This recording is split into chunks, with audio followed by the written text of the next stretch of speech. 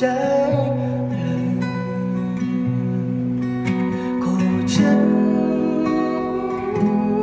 ขอฉันនឹងเป็นអូនសុំបាយស្រឡាញ់គ្នាធ្វើໄว้បើរំសាយធ្វើយ៉ាងនឹងនឹងទេថាបងឈឺចាំ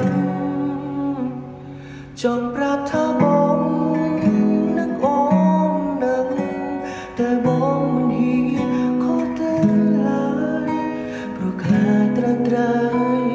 ធុំទ្រាំនឹងបងពេលសំឡេងទូរស័ព្ទបងប្រញាប់ស្ទុំ